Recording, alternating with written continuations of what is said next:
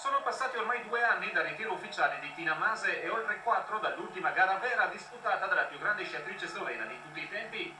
Impegnata come mamma, come scrittrice, come commentatrice, come ambasciatrice dell'ente turistico sloveno e chi più ne ha più ne metta, ci si chiede quanto le manchi l'adrenalina della competizione. Sì, mi mancano un po' le curve quando crei quella armonia mentre vai giù sulle piste, quella sensazione di andare veloce. E ogni tanto la cerco in mare adesso. Faccio tanto windsurf, quindi lì trovo quelle sensazioni veramente un po' più sportive che mi mancano. Però non mi manca competizione, non mi mancano viaggi, non mi mancano pesi che dovevo alzare, non mi mancano le borse che dovevo portare in tutto il mondo, quindi è una vita molto più piacevole adesso, anche se sono tanto occupata. Il grande merito di Tina Mase nella storia dello sport sloveno non è stato soltanto quello di aver vinto mondiali, Coppe del Mondo e Olimpiadi e di aver stabilito degli impensabili primati individuali.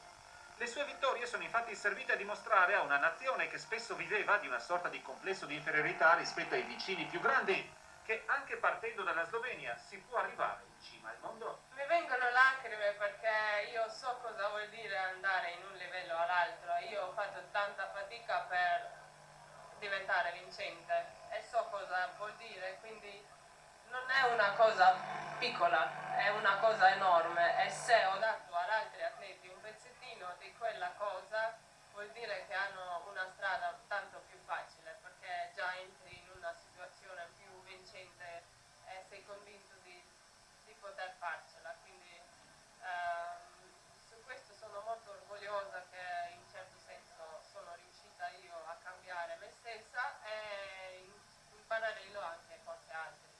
Uno dei problemi che frenano l'ulteriore sviluppo dello sport, in Slovenia ma non solo, è inevitabilmente quello economico.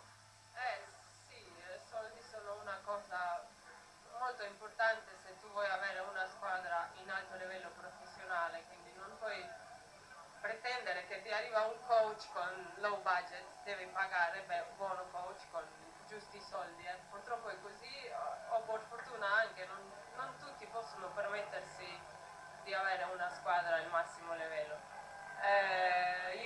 Noi abbiamo fatto tanta fatica di creare un budget che potevamo avere questa squadra, però poi che cosa vorrei aggiungere? Il sport sloveno è così alto già che siamo veramente in pochissimi milioni, cioè 2 milioni, quanti campioni, soprattutto in sport individuali.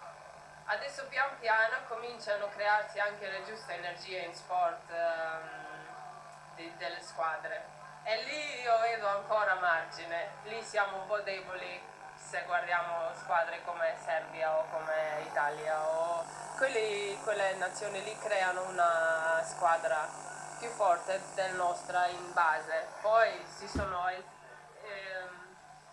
come si dice, eccezioni, come è successo in